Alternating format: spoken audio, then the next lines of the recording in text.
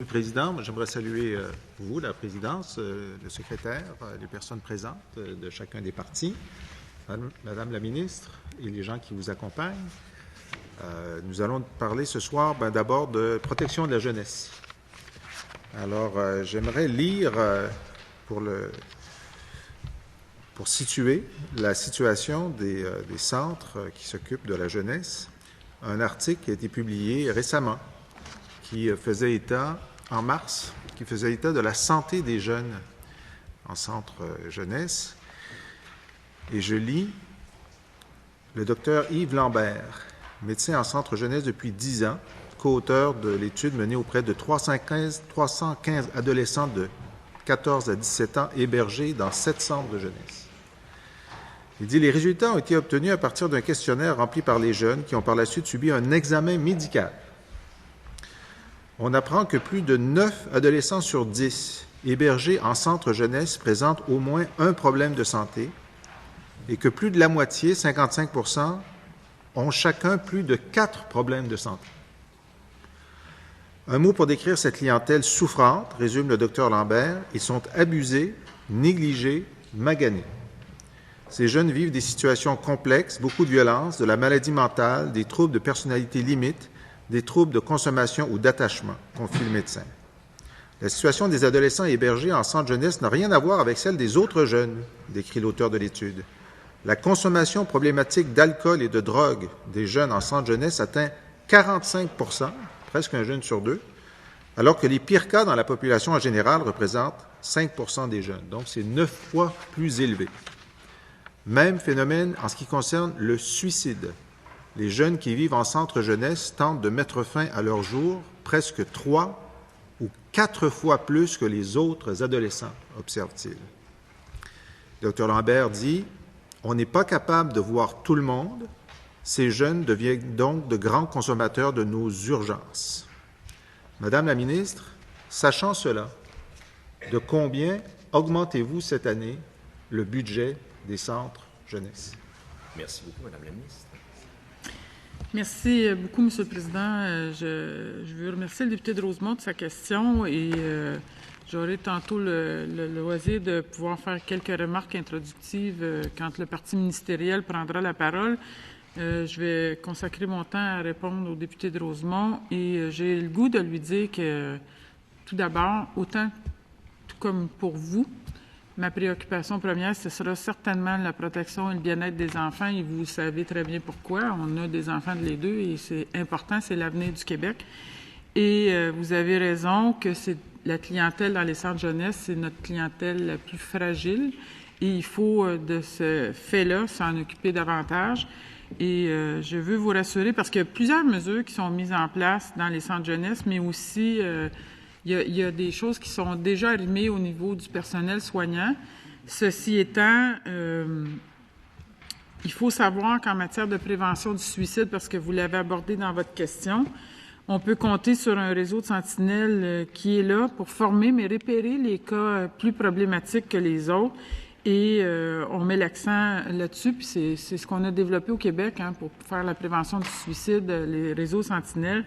Mais ce que j'ai surtout le goût de vous dire, le docteur Lambert a raison, c'est pour ça qu'on a fait le projet de loi 10 qui a été adopté dernièrement, comme vous le savez, pour intégrer les services, s'assurer qu'il y ait une continuité de services, qu'il n'y ait pas des services par segment ou par îlot, mais qu'il y ait une continuité de services à travers les centres jeunesse qui va permettre aux jeunes d'obtenir à la fois des services de santé, des services psychosociaux. Bref, c'est pour intégrer l'ensemble des services que ça va nous permettre de mieux les servir, la population dans les centres jeunesse. Tout n'est pas noir, puis c'est un petit peu, je vous dirais, à la grandeur du Québec, inégal, mais on vient d'adopter la loi, puis en mettant en réseau tous les établissements, puis en ayant, à travers chaque CIS, les centres intégrés de santé et services sociaux, ce que le ministre de la Santé a mis sur pied, ça va nous permettre justement cette intégration de services qui va faire en sorte qu'on va améliorer la qualité de vie des jeunes. S'ils sont rendus là, il y avait des problématiques dans leur vie. Il faut pouvoir les aider à s'en sortir.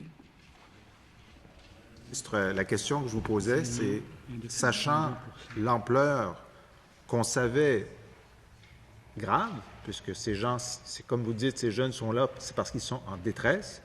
Le docteur Lamontagne, qui est un expert en ces questions, a fait, au cours des 12 derniers mois, une étude qui montre que c'est pire que ce qu'il pensait. On sait aussi que lorsqu'on s'est vu l'an dernier, vous annonciez des compressions historiquement élevées de 20 millions de dollars pour la protection de la jeunesse. 20 millions l'an dernier. Ça ne s'était jamais vu.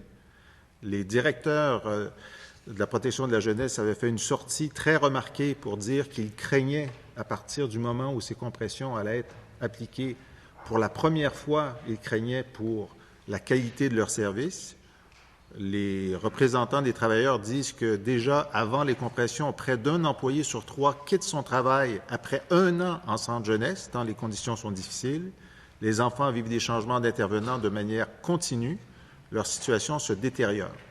Alors, puisque vous nous disiez l'an dernier que couper de 20 millions la direction de la protection de la jeunesse et les centres jeunesse n'aurait pas d'impact, et que maintenant on voit que la situation est plus grave que certains spécialistes ne le pensaient, je vous demande de combien augmentez-vous leur budget cette année? Vous m'avez répondu que le projet de loi 10 allait aider la coordination, mais comme nous l'a bien expliqué le ministre de la Santé, le projet de loi 10, qui réduit le nombre de cadres, doit générer des économies de 200 millions qui seront remises au Conseil du Trésor, donc nullement réinvesties dans le système de santé. Alors, je répète ma question, de combien augmentez-vous cette année le budget de la Direction de la protection de la jeunesse et des centres jeunesse? Madame la ministre. Vous avez sûrement pu voir dans vos cahiers, vous me posez la question, mais je suis assez convaincue que vous avez pu voir au programme 2 dans vos cahiers l'augmentation qui est de 9 610 000 et qui touche à peu près 1 %. Mais ce que je veux vous dire, c'est que le projet de loi 10 adopté fait une continuité de service et quand le projet de loi 20 pourra être adopté, il y aura une meilleure accessibilité aux soins de santé. Il faut, Monsieur le Président, faire en sorte que les jeunes aient le maximum de services. C'est exactement pour ça qu'on a fait ces lois-là. C'est pour ça qu'on réinvestit chez les centres jeunesse. Et quand vous me parlez de la situation des centres jeunesse, j'ai le goût de vous dire que j'en ai visité plusieurs centres jeunesse, Monsieur le Président. Et à travers toutes mes visites, j'ai rencontré des gens qui sont passionnés, des gens qui sont dévoués aux jeunes. C'est plus qu'un travail pour eux autres d'être en centre jeunesse, là. C'est d'être près des jeunes. Puis je vis la même affaire au sein du ministère. Le député de Rosemont le sait très bien. Mais ce que je veux vous dire, c'est que c'est important là, de bien comprendre que les lois que nous avons, la première que nous avons adoptée, qui va se mettre en place parce que c'est depuis le 1er avril, et la loi 20 va permettre une meilleure accessibilité. En plus du 9 millions dont je viens de vous parler, que M. le député de Rosemont a sûrement vu dans le cahier des crédits, tout ça va faire en sorte qu'il va y avoir une meilleure accessibilité aux services. Puis il faut joindre la première ligne avec la deuxième ligne. Ça, c'est quoi? C'est les centres de soins de santé et services sociaux qui sont là à la base, qui donnent les soins médicaux, puis il y a aussi les soins psychosociaux. Alors, tout ça va être en ligne, tout ça va pouvoir se donner les services tout à la fois, en même temps, dans un même centre. Un enfant, ce sera un dossier qui permettra un accès à tous les services en santé et services sociaux. Merci, Mme la ministre. Bon, pour ce qui est de l'impact du projet de loi 10 et du projet de loi 20, on en parlera peut-être l'an prochain ou l'année suivante ou l'année suivante. Ce qu'on sait, par contre, c'est que le 9 millions de dollars dont vous me parlez, c'est une augmentation de 0,83 %. Et vous-même, pour le PSOC, vous admettez que le minimum qu'on peut donner pour suivre l'inflation, c'est 0,9 %. Et là, vous êtes en bas de ce que vous considérez comme le minimum pour des centres jeunesse que vous avez coupé de 20 millions l'an dernier. Alors, il me semble qu'on ne peut pas parler d'augmentation puisqu'il n'y a même pas d'indexation dans ce que vous nous dites aujourd'hui. Mais que lorsqu'on regarde ailleurs dans les crédits du ministère du Conseil exécutif, plus précisément dans ceux alloués au secrétariat à la jeunesse, on constate aussi que la stratégie d'action jeunesse a été amputée de 13 millions au cours des 2 dernières années, 8 millions l'an dernier et 5 millions cette année. Alors, on voudrait savoir quels impacts auront ces coupures. Donc, si vous augmentez de 9 millions cette année et que ça a été réduit de 13 millions sur 2 ans, là, on a une coupe de 4 millions.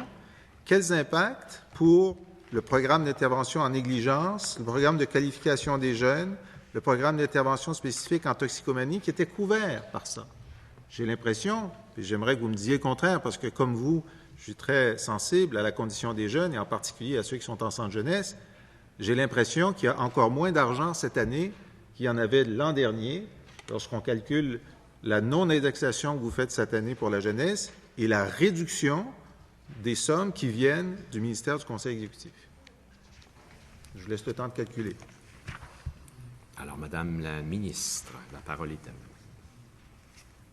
Président, je veux vous dire, à travers vous, je voudrais dire au député de Rosemont que tout ce qui est les services, pour la négligence notamment chez les jeunes, au PQJ, les services ne sont en aucun temps coupés. Ce qu'on a demandé, c'est pas des diminutions de services, c'est des diminutions au niveau de l'administration. C'est ça que les deux lois font. Une qui est déjà adoptée, l'autre qui le sera adoptée. Et quand on parle du 220 millions, là, oui, il y a un retour à l'équilibre budgétaire, mais savez-vous quoi? À terme, quand on va arriver à l'équilibre budgétaire, là, les sommes qu'on va pouvoir réinvestir vont être certainement très nombreuses. Mais il n'y a pas qu'une question d'argent, là, Monsieur le député de Rosemont, une question d'accessibilité. Quand on va pouvoir adopter la loi 20, vous pourrez parler à vos collègues, c'est clair qu'il va y avoir une meilleure accessibilité aux soins de santé. C'est clair qu'à travers le projet de loi 10, ça permet une meilleure continuité de service. Ça permet un arrimage, c'est-à-dire que quand on veut des services en santé physique et en santé psychique, on peut avoir les deux à la fois, alors qu'avant, on ne pouvait absolument pas faire les deux à la fois. Alors maintenant, là, ça va être pour un individu, un dossier, tous les services seront arrimés à même le même centre de santé et services sociaux. Et j'ai le goût de vous dire aussi que le 23 avril dernier, le premier ministre, accompagné de la députée de Charlevoix, a annoncé un renouvellement de la politique québécoise de la jeunesse, stratégie d'action. Vous avez dû prendre connaissance de ça. D'ailleurs, la députée de Charlevoix pourra nous en glisser un mot tantôt. Je suis content que vous me disiez ça parce qu'effectivement, le premier ministre a annoncé pour l'an prochain un nouveau plan d'action jeunesse et entre-temps, il a annoncé l'abolition des forums jeunesse, leur abolition. Il a réduit le pouvoir des carrefours jeunesse-emploi qui était un lieu où des sans-chèques, où des gens parfois qui viennent des centres jeunesse pouvaient s'adresser. Là, ils ne peuvent plus y aller s'ils ne sont pas bénéficiaires de l'aide sociale.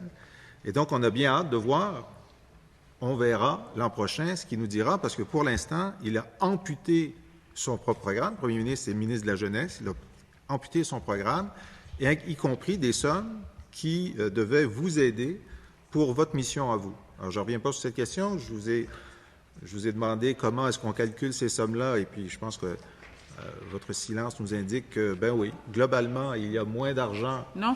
Alors, donc, 9 millions de plus qui est moins de l'inflation et 13 millions de moins qui vient du ministère du Conseil exécutif pour le programme d'intervention en négligence, en toxicomanie et le programme de qualification. Ces réductions-là, c'est pour la jeunesse. Alors, donc, il y a moins d'argent pour la jeunesse cette année que l'an dernier. Et juste avant, vous disiez, l'an dernier aussi, vous m'avez dit ça, que lorsqu'on arrivera à ce que l'ancien premier ministre Bernard Landry appelait les vertes vallées de l'équilibre budgétaire, il y aura des sous. Je suis content de vous l'entendre dire, mais lorsque le premier ministre en parle, il parle seulement de réduction du fardeau fiscal et de remboursement de la dette. Alors pour l'instant, on n'a eu aucune indication du premier ministre qu'il y aurait un réinvestissement dans la protection de la jeunesse, dans le PSOC ou autrement. Alors je vous le soumets pour vos discussions internes parce que aux questions que je vous pose, vous me dites le projet de loi 10, ça va améliorer les choses, les projets de loi 20, ça va améliorer les choses, l'équilibre budgétaire, ça va améliorer les choses, mais en ce moment, les choses sont pires qu'on ne le pensait. Et les gens, vous avez raison de le dire, qui sont dévoués à 250% dans les centres jeunesse, votre gouvernement leur offre 0% d'augmentation cette année, puis 0% d'augmentation l'an prochain, puis 1% l'année suivante, alors qu'il y a déjà un roulement énorme dans les centres jeunesse de gens qui trouvent qu'ils n'ont pas les outils, ils n'ont pas les budgets, puis maintenant, ils n'ont pas les salaires. Je ne vois pas comment ça va résoudre les problèmes qui sont devant nous. Madame la ministre. Monsieur le Président, deux choses. Quand on dit qu'il y a moins d'argent pour les jeunes, je n'adhère pas à cette théorie-là. On peut toujours voir le verre d'eau à moitié vide ou à moitié plein. Moi, j'aime mieux le voir à moitié plein, mais non seulement ça, mais je le vois de façon réaliste. Et au programme québécois jeunesse, la stratégie d'action jeunesse a fait que les 360 places ont été renouvelées. Ça a été annoncé, si je ne m'abuse, la semaine dernière. Les 500 places dans les centres jeunesse ont été confirmées aussi. Ce qu'on dit là, au Québec, puis ce qu'on dit, c'est vrai pour les centres jeunesse, mais c'est vrai pour bien des choses. Mais ce qu'on dit, c'est que, ultimement, là, il faut se poser des questions puis voir comment on peut faire mieux avec les ressources que nous avons. On est en train de revoir les façons de faire, puis c'est pas parce qu'on fait différent qu'on coupe dans les services. Je sais qu'il y en a que, quand on fait des changements, ça les dérange, là, mais il en demeure pas moins que quand on veut améliorer les choses, souvent, quand on est devant des objectifs, ça nous permet de développer de meilleures façons de faire. Si je regarde, j'ai un tableau devant les yeux et à travers les années, les chiffres sont têtus. J'ai ici une moyenne de jeunes par intervenant et je me rappelle que quand nous sommes arrivés, en fait, je l'ai dans le tableau sous les yeux. Quand on est arrivé, la moyenne, la première année qu'on est arrivé au gouvernement, bref, c'était avec les chiffres du gouvernement qui nous avait précédés, il y avait 22 jeunes, je ne sais pas comment on arrive à des fractions, mais en tout cas, un petit peu plus de 22 jeunes par intervenant. Quand on a quitté le gouvernement, il y avait 17 jeunes. Cette année, là, on est à 16 jeunes par intervenant. Alors, c'est faux que de prétendre qu'on prend moins soin des jeunes. Il y a moins de jeunes par intervenant. Les places ont été confirmées. Oui, on revoit nos façons de faire.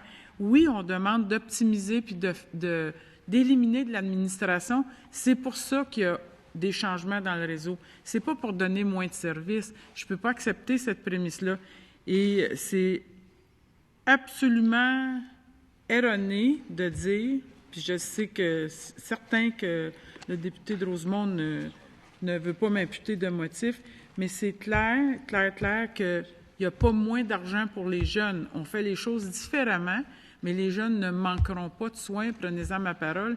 Il n'est pas question de faire des coupes dans les services dans les centres jeunesse.